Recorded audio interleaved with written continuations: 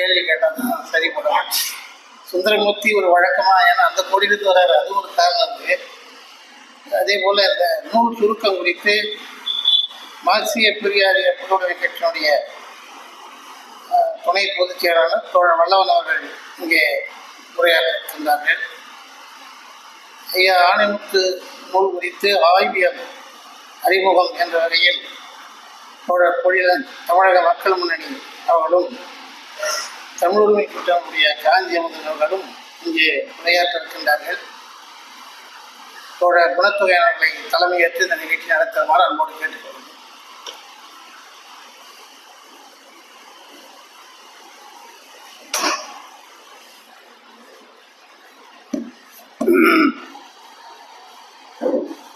தன்னுரிமை தமிழ் தேசம் அறிஞர் ஐயா ஆணைமுத்து அவர்கள் முன்வைக்கும் தமிழ் தேசம் குறித்தான ஆய்வியல் அறிமுக கருத்தரங்கம். இந்த ஆய்வுகள் தேவை ஏன் என்பது பற்றி விளக்க உரை ஆற்ற இருக்கின்ற அருமைக்கும் பெருமைக்கும் உரிய தென்மொழி ஆசிரியர் முனைவர் மா பூங்குன்றன் ஐயா அவர்களே, முன்னிலையேற்றிருக்கின்ற தோழர் பெருமக்களே, ஐயா ஆணைமுத்து அவருடைய தமிழ் தேசம் தன்னுரிமை தமிழ் தேசம் என்கிற நூலின் சுருக்கத்தை அளிக்க இருக்கின்ற மார்க்சிய பெரியாரிய பொதுவுடைமை கட்சியினுடைய துணை பொதுச் செயலாளர் மதிப்பிற்குரிய தோழர் பாலசா வல்லவன் அவர்களே, ஆய்வியல் அறிமுகத்தை செய்ய இருக்கின்ற மதிப்பிற்குரிய தோழர் மக்கள் முன்னணியைச் சேர்ந்த தோழர் பொழிலன் அவர்களே, அதே போல தமிழ் உரிமை கூட்டமைப்பைச் சேர்ந்த தோழர் காஞ்சி அமுதன் அவர்களே, இங்கு வந்திருக்கின்ற அவையோரே, அனைவரையும் வணங்கி மகிழ்கிறேன். இந்த ஐயாவுடைய நூல், ஆணைமுத்து ஐயாவுடைய நூல் தன்னுரிமை தமிழ் தேசம் என்பது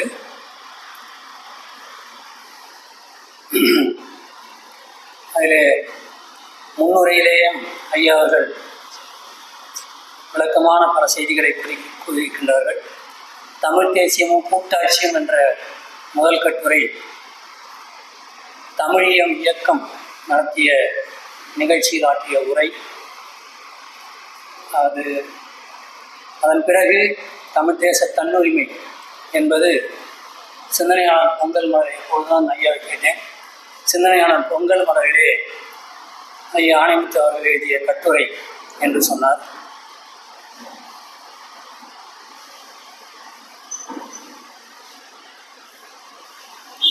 ஐயா ஆணைமுத்து அவர்களை பற்றி நீங்கள் பெரும்பாலும் அறிந்திருப்பீர்கள். இதே அரங்கிலே சில ஆண்டுகளுக்கு முன் நடந்த ஒரு கூட்டத்திலே, எந்த கூட்டம் என்று நினைவில்லை, ஐயா ஆணைமுத்து அவர்கள் இங்கே அமர்ந்திருந்த உரையும் ஆற்றியிருக்கிறார் இதே மேடையிலே என்பதையும் நான் நினைவுபடுத்திக் கொள்ள விரும்புகின்றேன். பெரியார் பெருந்தொன்றாக திராவிடர் கழகத்திலே பல்லாண்டுகள் அருமையான தொண்டை செய்தவர். பெரியார் சிந்தனைகள் தொகுப்புகளை உருவாக்கி வெளியிட்டார், 2 தடவை வெளியிட்டிருக்கிறார். சிந்தனையாளர் கழகம் என்பதை பெரியாரை கொண்டு தொடங்கினார். சிந்தனையாளர் என்ற இதழையும் 1974 தொடங்கினார். பிறகு அதை பெரியார் சம உரிமை கழகம் என்ற அமைப்பின் பெயரில் நடத்தினார். பிறகு அந்த அமைப்பின் பெயரை 1988 மார்க்சிய பெரியாரிய பொதுவுடைமை கட்சி என்பதாக மாற்றி அதை தொடர்ந்து நடத்தினார். ஒரு அருமையான மனிதர், பிற்படுத்தப்பட்ட மக்களுக்கு அருந்தொண்டாற்றியவர். இன்றைக்கு இந்திய அரசிலே, இந்திய ஒன்றிய அரசின் பணியிலே பிற்படுத்தப்பட்டவர்கள் போய் அமர முடிகிறது என்றால் அதற்கு காரணம் மண்டல் குழு அறிக்கை, அதை செயல்படுத்திய VP சிங் அரசு. இதற்கெல்லாம் தூண்டுகோலாக ஐயா ஆணைமுத்து அவர்கள் இந்தியா முழுவதும் சுற்றி பல்வேறு மாநிலங்களில் பரப்புரை செய்து அந்த மண்டல் குழு அறிக்கை செயல்படுத்திட ஆவணம் செய்தார் என்பதை இன்றைக்கு பதவி பெற்றிருக்கின்ற பிற்படுத்தப்பட்ட மக்கள் எண்ணி பார்க்க வேண்டும். அது மட்டுமன்று, பிற்படுத்தப்பட்ட வகுப்பினருக்கு பீகார் மாநிலத்திலே இடஒதுக்கீடு என்பது இல்லாத இருந்த ஐயா ஆனந்த் அவர்கள் முயற்சியிலே முதல் முறையாக அங்கே இடஒதுக்கீடு அந்த மக்களுக்கு கிடைத்தது. பாவலரேறு ஐயா அவர்கள் 1984 தன்னுடைய உலக தமிழ் முன்னேற்ற கழகம், பெரியார் சம உரிமை கழகம், ஆணைமுத்து ஐயா அவர்கள் தலைமையிலே, அறிஞர் சாலை இளந்திரையினார் அவருடைய அரிய இயக்க பேரவை, மாபெரும் தோழர் புலவர் கலிய பெருமாள் அவருடைய தமிழ்நாடு பொதுவுடைமை கட்சி மற்றும் இந்திய பொதுவுடைமை கட்சி மார்க்சியர் இளைஞர் எஸ்.என். நாகராசன் அவர்கள் ஆகிய 5 அமைப்புகள் அடங்கிய தமிழக மக்கள் விடுதலை கூட்டணி தொடங்கப்பட்டதையும் இந்த நேரத்திலே நான் உங்களுக்கு நினைவூட்ட விரும்புகின்றேன். ஆணைமுத்து ஐயா அவர்கள் மார்க்சிய பெரியாரிய பொதுவுடைமை கட்சி சார்பாக இந்த சிந்தனையாளர் இதழை வெளியிடும் போது அதனுடைய நோக்கமாக இந்தியாவில் பொதுவுடைமை மலர மார்க்சிய பெரியாரிய நெறியில் தேசிய இன வழிபட்ட சம உரிமையுடன் கூடிய சமதர்ம கூட்டணி குடியரசுகளின் ஒருங்கிணைந்த கூட்டாட்சி அமைய ஆவண செய்தல் என்பதாக ஒவ்வொரு இதழிலும் அவர் பதிவு செய்து கொண்டு வந்தார்.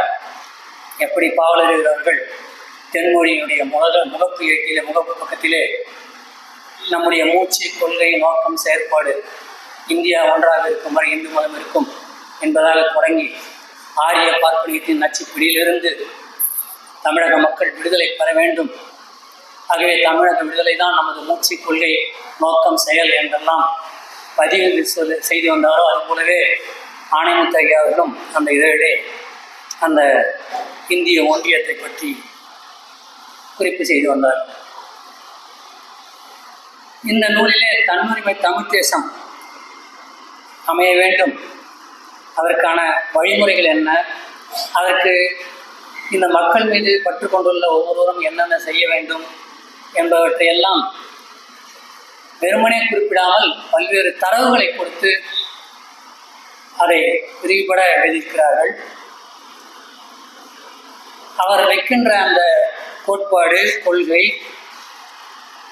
பாதுகாப்பு, அயல் உறவு, போக்குவரத்து, செய்தி தொடர்பு முதலான 3 அதிகாரங்கள் தவிர்த்த மற்ற எல்லா அதிகாரங்களையும் கொண்ட தன்னாட்சி தமிழகம், தன்னுரிமை தமிழகம் கோரி போராடுவதே மார்க்சிய பெரியாரிய பொதுவுடைமை கட்சியின் திட்டவட்டமான அரசியல் குறிக்கோள். இதை ஏன் அப்படி சொல்கிறார் ஐயா அப்படின்னா, இத்தகைய அரசியல் குறிக்கோளை முன்வைத்து தன்னுரிமை தமிழகம் சேர பாடுபடுவதுதான் தந்தை பெரியாரின் கொள்கைகளை முழுவதுமாக வென்றெடுத்திட ஏற்ற ஒரே வழி என்பதாக அதை குறிப்பிடுகிறார்.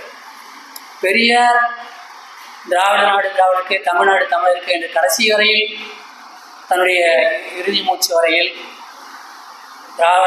தியாகராய நகரிலே நடைபெற்ற கடைசி கூட்டத்திலே முழங்கிய அந்த முழக்கம் இருக்க ஆணைமுத்து ஐயா அவர்கள் இவ்வாறு குறிப்பிடுவது ஏன் என்பதற்கும் அவர் காரணத்தை பதிவு செய்திருக்கிறார். பெரியாரிடம் ஒரு வினா கொடுக்கப்பட்டது, நேரடி நடவடிக்கை எப்பொழுது என்று கேட்டபோது பெரியார் சொல்லுகிறார், லட்சக்கணக்கான மக்கள் பலியாக வேண்டியிருக்கிறது, அதற்கு தயாராக இருக்கிறோமா என்ற கேள்வியை எழுப்புகிறார் பெரியார். அதைத்தான் இங்கே ஆணைமுத்து ஐயா அவர்களும் சொல்லி, அப்படிப்பட்ட ஒரு நிலை வருவதற்கு முன்பாக நாம் செய்ய வேண்டியவை என்ன என்பதை இந்த நூலில் பதிந்து சொல்கிறார்.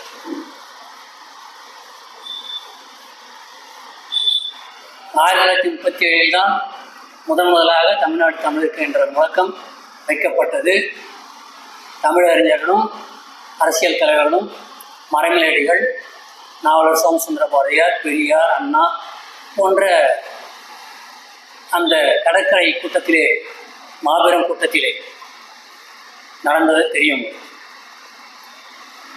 1937 காங்கிரஸ் அமைச்சரவையிலே ராஜாஜி முதலமைச்சராக இருந்து தமிழ்நாட்டின் பள்ளிகளிலே இந்தியை கட்டாய பாடமாக்கியதை எதிர்த்து தமிழக மக்கள் அணி திரண்டு திருச்சியிலே புறப்பட்ட நடைப்பயணம் 41 நாள்கள் நடந்து சென்னை கடற்கரை வந்து அடைகிறது. ஏறத்தாழ 1.5 லட்சம் மக்கள் அன்றைக்கு கூடியிருந்தார்கள்.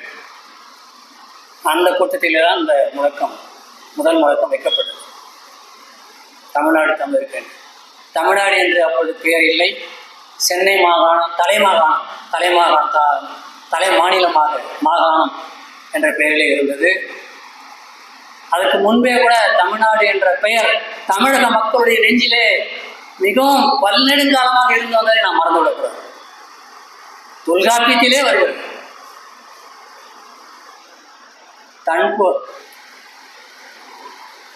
தொல்காப்பிய உரையிலே வருகிறது, தொல்காப்பிய பாயிரத்திலே வருகிறது, சங்க இலக்கியங்கள் அனைத்திலுமே வருகிறது. தமிழ்நாடு, தமிழ்நாட்டகம் என்ற பெயர்கள் விட்டன. சிலப்பதிகார மணிமேகலையிலே வருகிறது. அப்படி ஏன் புலவர்கள் பதிந்திருக்கிறார்கள். புலவர்கள் அவருடைய சொந்த கருத்து அல்ல, மக்களுடைய உணர்வுகளை அவர்கள் அதிலே பதிந்திருக்கிறார்கள். ஔவையார் 3 வேந்தர்களையும் ஒரு இடத்திலே காணுகின்றார். சங்ககால ஔவையார் அதை மிகவும் மகிழ்ந்து ஒரு பாட்டு எழுதுகிறார். அப்படி இந்த தமிழக மக்களுடைய உணர்வு தமிழ்நாடு தான், தமிழ் ஊர் நல்லுலகு என்று பணமரனார் கூறுவது அதனால்தான்.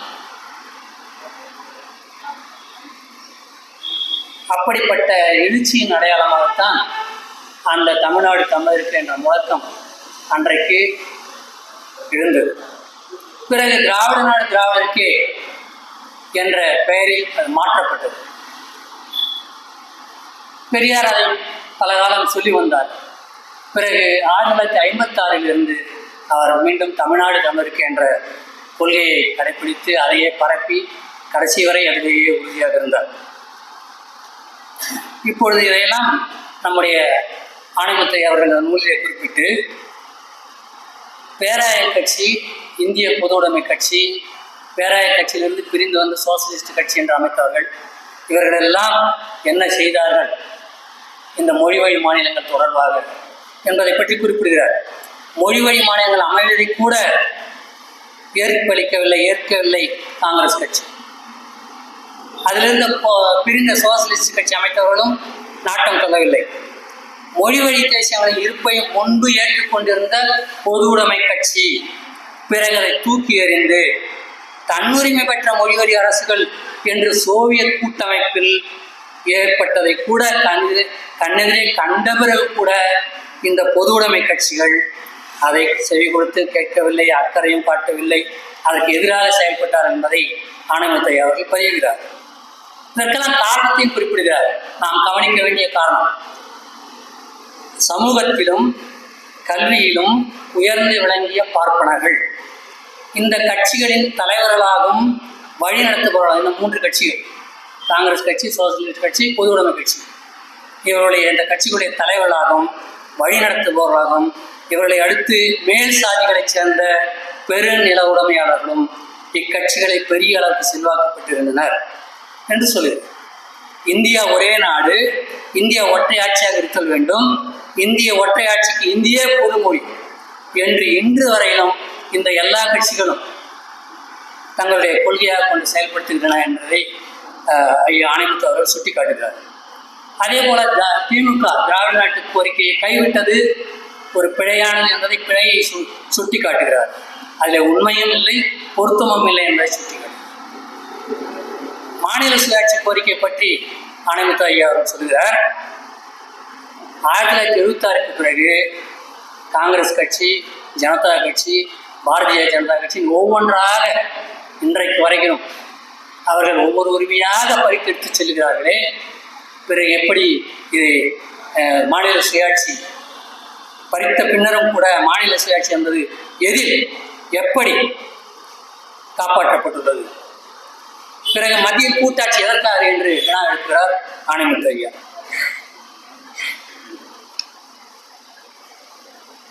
தேசிய இன விடுதலை போராட்டத்தை பற்றி குறிப்பிடும்போது தேசிய இன முதலாளிகளை பற்றி குறிப்பிடுகிறார்.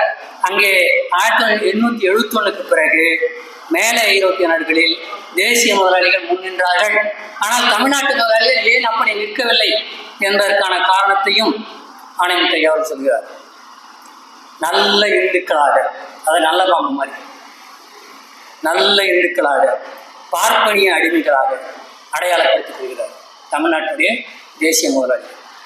இந்த பண்பாட்டு தளத்தை அடித்து நொறுக்கிட வேண்டும் என்று ஆணைமுத்தையார் சொல்கிறார். முதலில் இதை செய்ய வேண்டியவர்கள் யார்? மார்க்சியர்கள், லெனினிய, மாவோவியர்கள். ஏன்? இந்து பண்பாட்டுக்கு ஆட்பட்டோரிடையே ஒரு பண்பாட்டு புரட்சியை உண்டாக்குவது மிகவும் தேவை என்று கார்ல் மார்க்ஸ் குறிப்பிட்டார். இதுதான் ஆனந்தத்தையன் சொல்றாரு. அந்த கார்ல் மார்க்ஸ் அவர் எழுதியிருக்கிறார். ஏன் இந்தியாவில் தேசிய முதலாளியில் இதை மாதிரி பண்பாட்டு தளத்தை அடித்து நொறுக்காமல், பார்ப்பனிய பண்பாட்டு தளத்தை அடித்து நொறுக்காமல் இருக்கிறார்கள் என்பதை பற்றி குறிப்பிடும் பொழுது மார்க்ஸ் சொல்வது,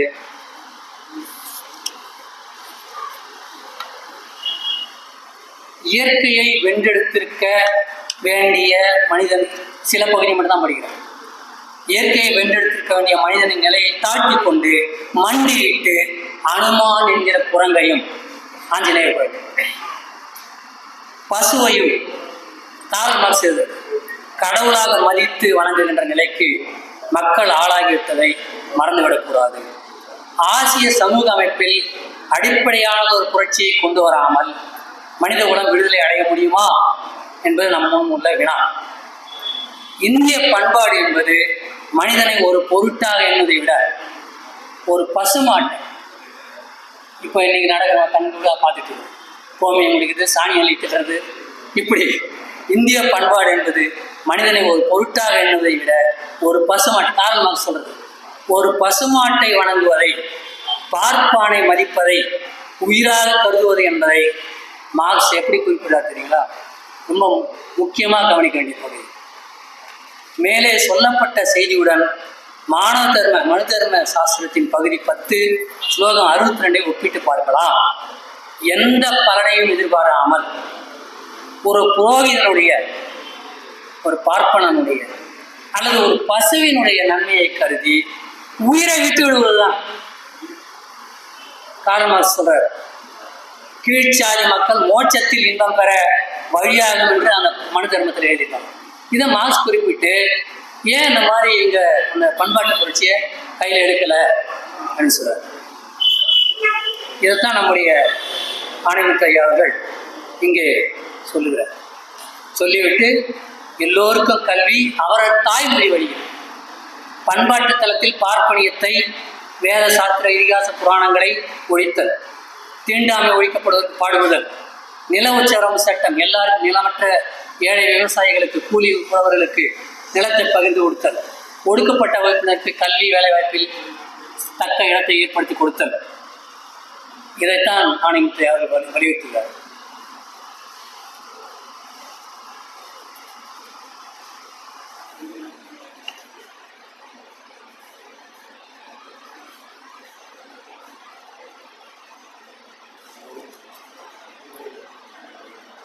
மேலும் ஆணைமுத்தையா அவர்கள் இந்தியாவுடைய பல பகுதிகளில் நடைபெறுகின்ற தேசிய விடுதலை போராட்டங்களை பற்றி ஒரு ஆய்வு செய்கிறார். அதை படித்தாங்க நம்ம எல்லாருமே. தேசிய விடுதலை போராட்டங்களை காங்கிரஸ் கட்சி எப்படியெல்லாம் சீரழித்தது, எப்படியெல்லாம் தூண்டிவிட்டது, எப்படியெல்லாம் சதி செய்தது, சூழ்ச்சி செய்தது, எப்படி ஒருவருக்கு எதிராக தேசிய இனங்களுக்குரிய மோதல்களை உருவாக்கியது என்பதையெல்லாம் இந்த நூலிலே அவர் இந்த தரவுகளுடன் சொல்கிறார்.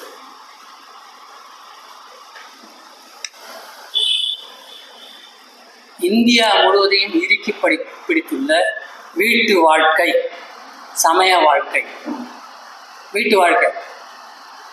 அன்னைக்கு கூட தோழர் கோயிலன் அவர்கள் இணைய வழியாக பேசும்போது ஒருத்தர் சொல்கிறார், குழந்தைக்கு பேர் வைக்க போறீங்க, கல்யாணமாக ஏன் பண்ணீங்கன்னு தெரியல அப்படின்னா. எப்படி இருக்கு பாருங்க நம்முடைய மக்களுடைய அறிவு. திருமணமே செய்து கொள்ளாமல் இருந்தால் இவர் கொள்கையோடு இருப்பாராம். ஏன்னா குழந்தைக்கு தமிழில் பேர் வைக்க முடியும். இதைத்தான் சொல்றாரு. பார்ப்பனியம் வீட்டு வாழ்க்கை, சமய வாழ்க்கை, சமுதாயம் ஆகிய துறைகளில் ஆதிக்கம் பெற்றுள்ளது என்பதையும், கல்வி, அரசு, நிர்வாகம், நில உடைமை அமைப்பு, தொழில், வணிக அமைப்புகள் எல்லாம் சாதி அமைப்பு எனும் கட்டுக்கோப்பின் மேல்தான் இருக்கின்றன என்பதை உணர்ந்து இவற்றை ஒழிக்கும் நோக்குடன் தமிழ் தேசிய உணர்வு கொண்டோர் அமைப்பு தன்மையில் வெவ்வேறாக இருந்தாலும் இணைந்து போராடுவோம் என்று ஆணைமுத்தையா அவர்கள் அறைகோல் விடுக்கிறார்.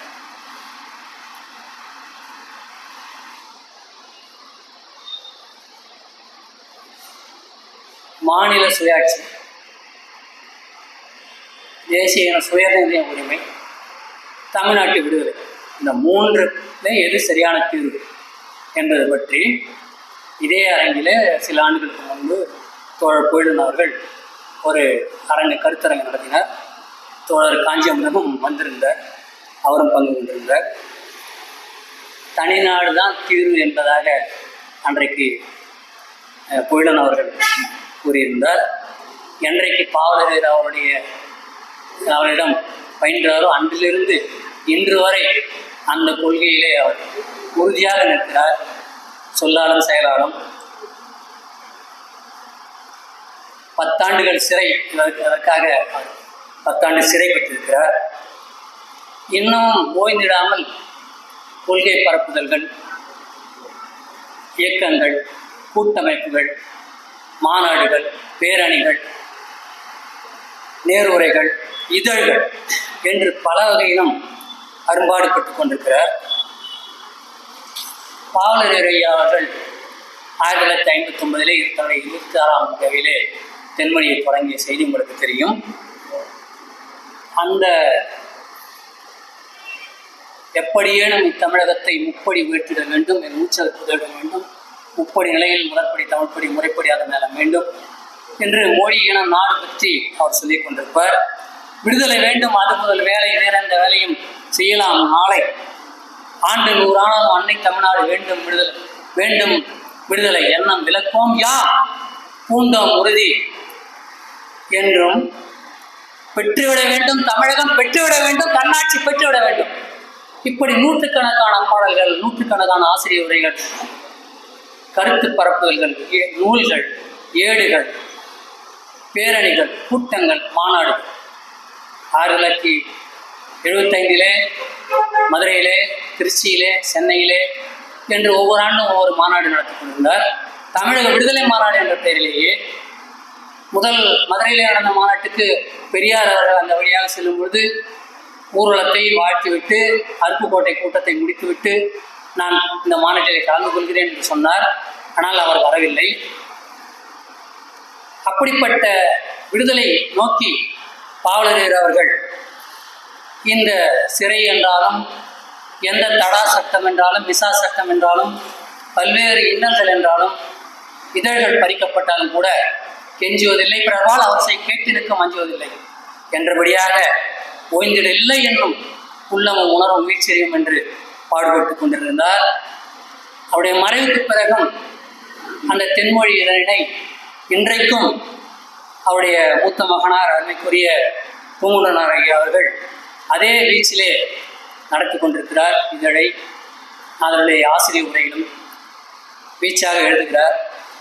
பலருடைய கட்டுரைகளையும் இந்த திசை நோக்கிலே சென்று கொண்டிருக்கிறார், நடத்தி கொண்டிருக்கிறார். அண்மை இதழிலே கூட பொழிலன் அவர்கள் ஒரு கட்டுரை எழுதினார். இதே தான் அந்த 3 இதில் எது சரியானது, மாநில சுயாட்சியா, தேசிய சுயநிர்ணய உரிமையா, தனிநாட்டு உரிமையா என்பது பற்றி எல்லாம் விளக்கமாக அவர் எழுதியிருந்தார். அது மட்டுமன்று, இப்பொழுது அண்மையிலே கூட முற்றதிகார தமிழ்நாடு அப்படின்ற ஒரு முற்றதிகார தமிழ்நாடே முதன்மை இலக்கு என்ற தலைப்பிலே தமிழ்நாடு முழுக்க பரப்புரை செய்து ஊர்வலங்கள் நடத்தி பெரம்பலூரிலே மாநாடு நடத்தினார். அந்த விளக்கத்திலே கூட ஏறத்தாழ தமிழ்நாட்டு விடுதலை என்பதுதான் அதனுடைய பொருள். அதைத்தான் அங்கே பேசிய பேராசிரியர் சேராமன் கூட பூ என்று சொல்ல மலர்னு சொல்கிறோம் அப்படின்னு சொன்னார். அந்த தனிநாட்டு விடுதலை அப்படியெல்லாம் இருந்த நிலையிலே இப்பொழுது ஐயா ஆணைமுத்து அவர்கள் இந்த தனிநாட்டு உரிமை என்பதை கூறாமல் அது காரணம் சொல்றார்.